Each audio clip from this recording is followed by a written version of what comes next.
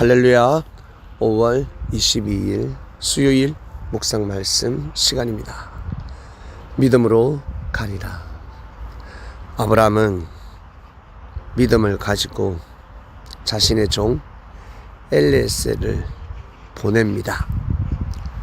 엘리에셀은 자신의 주인 아브라함에게 축복 기도를 받고 믿음을 가지고 발걸음을 합니다. 그리고 리브가 아브라함의 며느리죠. 리브가는 믿음으로 자신의 고향에서 마음과 뜻과 열심을 다하여 하나님을 섬기고 있었습니다. 하나님의 뜻이다, 하나님의 말씀이다 라고 한다면 믿고 순종할 수 있는 마음을 가진 여인이었습니다. 아브라함이가 뒤늦게 늦은 나이에 이삭을 낳았지요.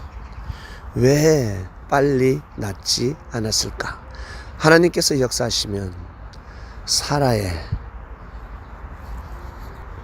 태문을 열어서 빨리 생명을 탄생시킬 수도 있었는데 하나님께서 왜 태문을 닫으셨을까?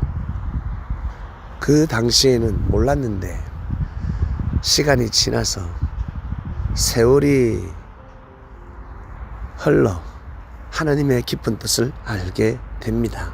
만약 사라의 태문이 빨리 열렸다면 어떻게 되었겠습니까? 아브라함의 씨를 통해서 생명을 탄생시킬 수 없었습니다. 왕들의 씨가 뿌려졌을 것입니다.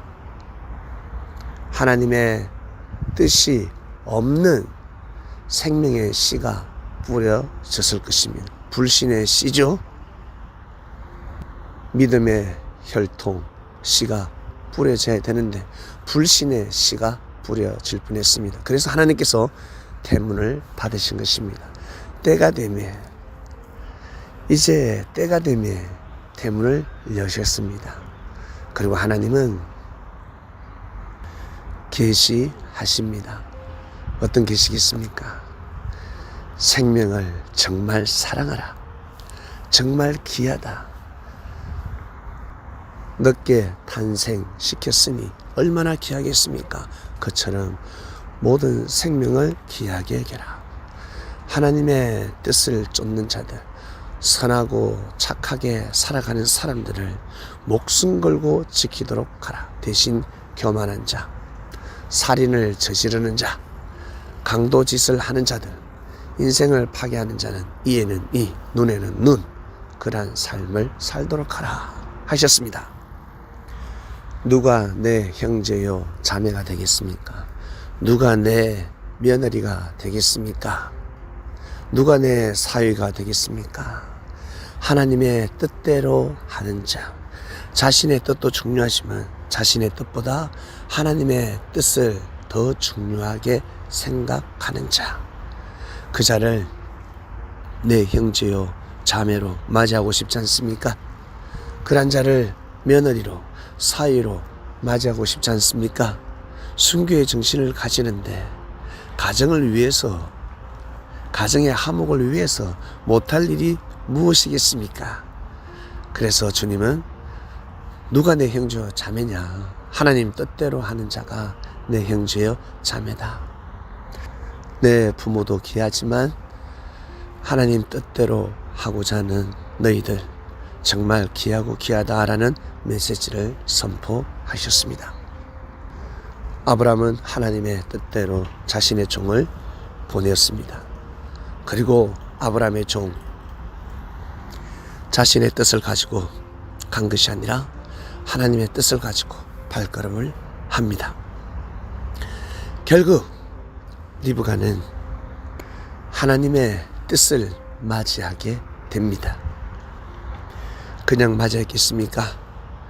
평소 믿음의 삶을 살았기 때문에 크나큰 뜻을 맞이할 수 있었습니다. 여성은 어떤 남자를 만나느냐에 따라서 자신의 운명이 달라집니다. 물론 남자도 마찬가지겠지만 여성은 더하죠. 옛날 옛적에 여성은 남자를 정말 잘 만나야 합니다. 그래서 능력 없는 남자, 그 남자를 모시고 섬기는 것보다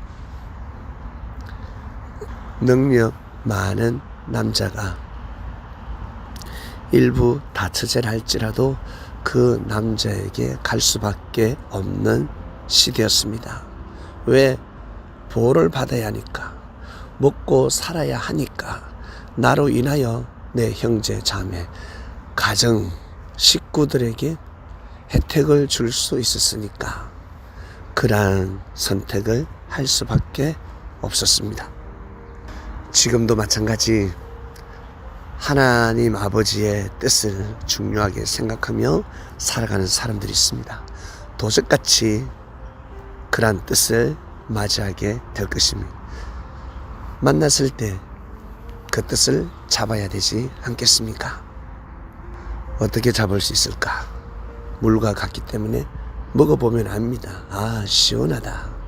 아, 따뜻하다. 아, 깨끗하구나. 아, 아주 맑은 물이구나. 그런 물은 절대 놓쳐서는 아니 될 것입니다.